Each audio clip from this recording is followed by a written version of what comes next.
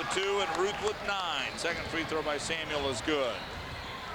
71-61, back to a double-digit lead for Danville area. Johnson to the right-hand side. Rolls off for Platte, and we've got a whistle away from the basketball. This is going to be an elbow against Hogan Black. And that'll be the 4th on Danville area's Hogan Black. It'll be the 9th team foul. Well, we talked about this in a couple of the high school tournament games. It's getting down to the 6:41 point now where the clock's a bigger enemy than the team you're playing against. They've cut the lead to 9, but they've only got 6:41 to go in the ball game. You got to score when there's a break in the action. The clock's not running, and Platte did it twice. Rickard with 7 points as he knocks down both free throws. 71-63, the lead belongs to Danville area. Off to the right-hand side. Sanders with the basketball. Double team, they kick upstairs. Samuel in the paint, fires off left hand, Black. Dribbles down low to the baseline, gives it up Samuel. His shot no good. Tipped by Shaham is. He's got 4. Well, he got that tip because Parker left him man, left Shaham and went over to stop the drive in and double teamed the driver and left Shaham for the rebound. Here's a 3 by Rickard. It's short. Rebound by Kenny Root for Danville area. On the outlet to Black. Black down the right-hand side. Takes it into the paint, and we've got whistles all below, down below. And whether are they going to count the bucket? They will. They're going to count the bucket by Hogan Black. Black went in and literally just sort of threw it up into the air after the whistle, but I guess they say it was all part of the shot. And now we've got Jack Gutierrez who's going to pick up a technical foul. Now they're going to talk about it. Gutierrez got a technical foul, and I think he really had a reason that time to be arguing as the 3 officials are talking about it. There definitely was contact. I'm not too sure that Hart hadn't stopped, but maybe Black got the charge, but whatever the collision happened was way before the basket. Here's what's going to happen. They're going to take away the basket, and I bet they're going to take away the technical foul. They're going to take away the basket. They're going to take away the technical foul. And the reason for that, and I saw the officials talking about this, Bob K., the technical foul came because the coach was arguing the call of the made basket. And when they negated the made basket, they also therefore justified Gutierrez's argument and therefore took away the technical foul as well. As soon as the basket was made, Gutierrez, I looked down at him and he was giving the sign, if you're familiar with a baseball umpire, saying safe. He was saying no basket, no basket, and that's when he got the technical. He was way out of the coaching box when he did do that, but the collision was way before the shot went up. And the free throw by Hogan Black is no good. He's got 13 points. Amanda Soltero, the daughter of the assistant coach at Platte campus, is cheering along at home. The rest of the family, we want to say hello to her as well. Second free throw, by the way, was good by Black. He's got 14 points. Platte with the basketball. Hart fakes the 3.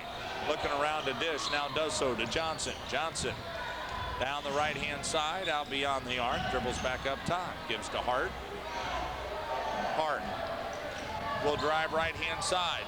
He'll take it to the baseline. One-handed reverse, and the layup is good. 22 points for Jesse Hart. He moved Johnson around on that right baseline, out 40 feet from the basket. He knew exactly what he wanted to do that time and take the drive. Out on the right-hand side, Danville area with the ball. Black brings it up across the top to Root. Root beyond the arc. Gives to Shaham. Shaham. Samuel to Black on the baseline. Tried to duck it home and he missed it. Rebound by Platte. Up the floor comes Johnson. Bounce pass to Hart. Hart beyond the arc. Stops. Fires the 3. It is no good. Off the side of the rim, and the rebound will come all the way up top to Johnson. In the corner, Rickard. His 3 ball no good. Parker with the rebound underneath. He leans, shoots, scores, but they're going to call the charge.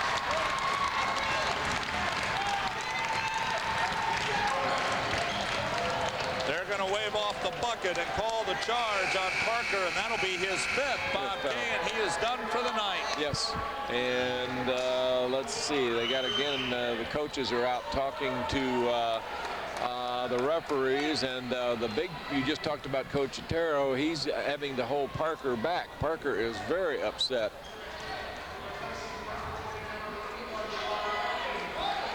I'll tell you what, Coach Otero is big enough. He can hold a lot of people back. He could hold me back, and there wouldn't be any question about it. I'd say, yes, sir. 74-65, the 9-point lead belongs to Danville area. They'll bring it across the midcourt stripe to the right-hand side. Now dribbles left, back to the right. Sanders with the ball on the fadeaway, missed the shot, rebound by Ratzlaff. On the outlet, Johnson. Johnson on the bounce pass, right-hand side, Rickert, and he lost it out of bounds. 8 turnovers in the second half for Platte, their 20th in the contest. Coach Otero told me that he was an 11-year minor league baseball pitcher with the San Diego Padres, and that he was a short reliever. I'll bet as big as he is, and when he got on top of a 16-foot mound, I'll bet he terrorized a few hitters. Wow. Carly on the drive, and a shot blocked, but a foul is going to be whistled, and this will come against Central-Platte. Foul is going to be on Vernon Johnson. That'll be his 3rd. I guess that's why they cut those mounds down to 14 inches. He probably looked like a giant at 14 inches. Man. He looked like a giant on flat land. Carly's first free throw is good. He's got 3 points. 75-65. Danville area's lead back to double digits. Scott, they cut that 20-point lead to a 10-point lead at about the 8-9 minute mark, and they've never gotten over that hump. Carly. Second free throw is good. He's got 4. Over on the right-hand side, Vernon Johnson having some trouble for Platte. Now gives to Hart. Hart fires up a 3. It is no good. Rebound underneath, and we've got a push out on Jerron Epting. That'll be his 4th as he was trying to clear some space to get the rebound. Epting did push off that time, but no doubt about it. And Shaham almost went out the end of the gym. By the way, I wanted to publicly thank Jack Gutierrez, the head coach of the Raiders of Central-Platte. He gave me a nice little key carrier. Has Central Community College Platte campus on it. Very nice, very impressive. I appreciated the little token.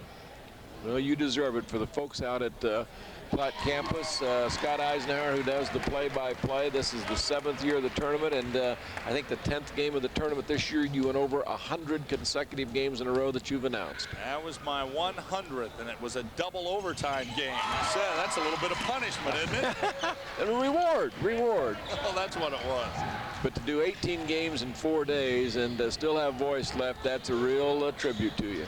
Out to the right-hand side, Vernon Johnson tries to drive, and he's going to be fouled. Well, thank you, Bob. I'll tell you what, a reporter from one of the area newspapers asked me if I'd do it again next year, and I told him, you know, one of the main emphases this year was to at least get to that 100 straight. But I tell you, I don't know what I'd do if I didn't do all 18 games. I'm not sure I'd know how to just sit back in the stands. It'd probably drive me crazy just to sit back and watch. I think I know you'd be hard to handle. You'd be a bundle of nerves. Although I talked to Dick Shockey, I want him to go to 32 teams and play 8 games a day for the first 3 days. See what you do then. I'll quit. Vernon Johnson gets both free throws. He's got 7 points. Jaguars with the basketball. Their lead at 11. 3:48 left to go in this 3rd place game. Hart almost stripped it away. Carly comes up with it. Gives to Ruth. Ruth double teamed, and he throws it right to Ratzlaff. He was trying to bounce it off the leg of a Raider player, and it went right through their legs into Ratzlaff. To Johnson up the floor, and he has it picked off by Shaham. Turnover begets turnover. Danville area now with their 12th turnover of the ball game. Central-Platte, meanwhile, with their 21st. Down the floor, Shaham stops, fakes, travels. 13 DACC turnovers. 3:20 left to go here in the game. 78-67.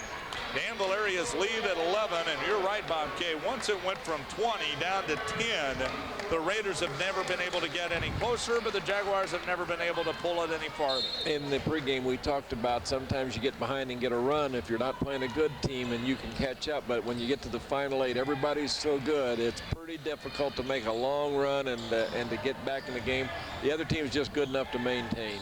At the free throw line, a missed opportunity for Rickert. Vogt gets the rebound and the putback good. He's got his first 2 points of the ball game. 78-69, down to a single-digit deficit. Danville area with the ball in the lead, 2:55 to play. Top of the key, Samuel. Samuel on the left-hand bounce, and we've got a whistle away from the basketball. This is going to send Jason Granberry to the free throw line, courtesy of Kopecky. That'll be his first.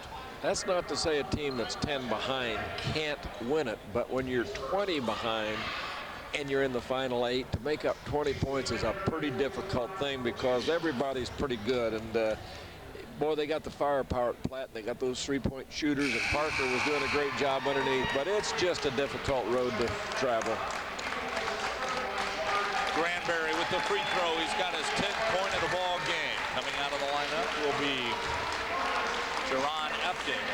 Now checking out Randy Samuel, and he gets a nice big round of applause from the DACC crowd on hand. Granberry's second free throw is good. He's got 11 points. 2:48 left to go here in the second half. 80-69, the 11-point lead for Danville, and they steal the ball at mid-floor.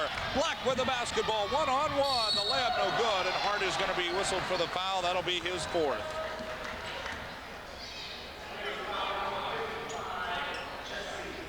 A 11-point lead the Danville area is trying to build on. Coming up after this one, the championship game of the 2000 National Tournament.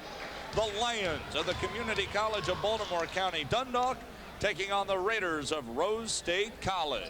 It'll be Maryland against Oklahoma. As Samuel came out, he gave Coach John Spezia a hug. They hugged each other. The crowd gave him a big round of applause, and that may be his last time in the game. I think they appreciate what Randy's done. He's from St. John's, Antigua, and he came to Danville not knowing a soul, didn't know about the cold weather up here in the Christmas and winter times, and he's been a real fine addition to the DACC basketball program. One of the few foreign basketball players we've had here. On the baseline drive, Vogt with the basketball. He missed the shot. The rebound by Vogt. Put back no good. Loose ball on the floor. Danville area will clear. 81-69. Danville area with the lead. 2:13 left to go. On the drive, the layup by Black no good, but he's fouled, and he's off to the line to shoot 2. This foul is going to be on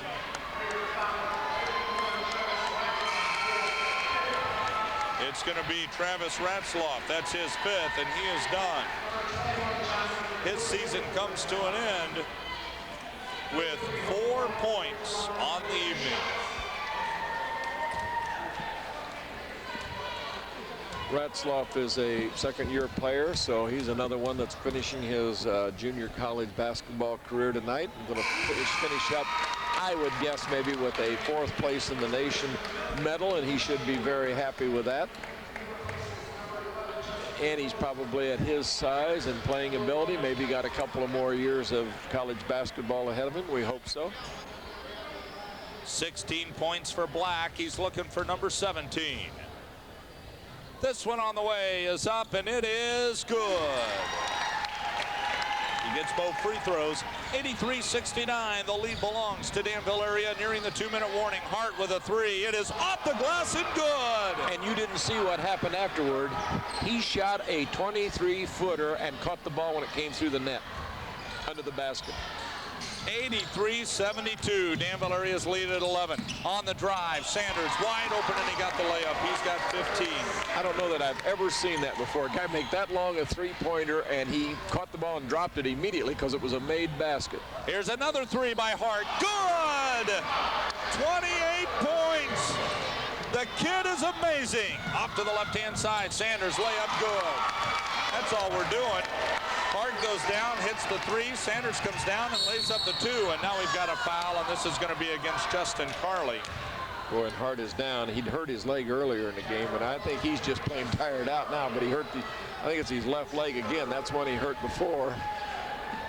You know, Scott, they always say about Ken Griffey Jr. and Marino and some of that that's a guy you'd pay to see play. I think I'd pay to see Hart play anytime. Anytime. 9 2 days ago, 10 yesterday, 6 today, and that is 6 3-pointers when Danville area has literally worn him like another pair of shorts. Well, and they've had 3 and 4 guys. DACC plays such good defense, and they've had Hogan Black on him. They've had one of the Sanders been on him, and every time they put good guys on him, and he just pumps them in. Jesse Hart with 30 points. 87-77. Danville area with a 10-point lead in the ball. 1:18 left to go in the game. Up top, Kevin Nance comes out of traffic and he double dribbled with the ball. That is the 7th turnover of the second half by Danville area, the 14th of the ball game. I know the most valuable player is going to come from the championship team, as it probably should, but the most electrifying player of the tournament, it's got to be this Jesse Hart kid. He is so fun to watch. Well, I've always said, and baseball's my favorite sport, there ought to be a most valuable player, and then there ought to be a best player. That's not always the same 2 guys. I'd say somebody, you know, with maybe last year's Yankee team that won the World Series, a guy like Rivera may have been the most valuable player. He saved 50 games out of 50, but he's not the best player in the league. Yeah, it's interesting. I'd say a guy like Ken Griffey is probably a better all-around player than McGuire or Sosa, either one. But I think this guy's the best player. I'm not sure he's the most valuable. Best shooter, but he plays both ends. He rebounds, he plays defense. And we'll see some great players in the next game. I'm not taking away anything from what we're going to see in the championship, because there are some key names there too. Hart is just amazing. I mean, here is a guy, one of the best defenses in the nation is guarding him, and I mean wearing him. He still gets 30 points. Here's a 3, stops, fake, shoots, missed it off the back of the rim. Rebound by Granberry. Danville with the ball. The game clock is in the red, under a minute to play. Ruth, layup, missed it. Rebound by Platte. 3-on-1 break by Danville. He was the guy back, and he broke up the 3-on-1. Now, here's a cross-court pass. He gives up a shot to set a guy up. Kopecky on the drive, missed it, and Granberry gets the rebound. On the outlet, he gives to Black. Black will push it up the floor. On the feed to Ruth, middle of the floor, Nance. Danville Area Community College is going to win the 3rd place game. And we've got a timeout by John Spezia with 19 seconds left to go. 88-77, it's a full. We'll take it only because we need to. You're listening to the NJCAA Division II Men's Basketball National Tournament Network.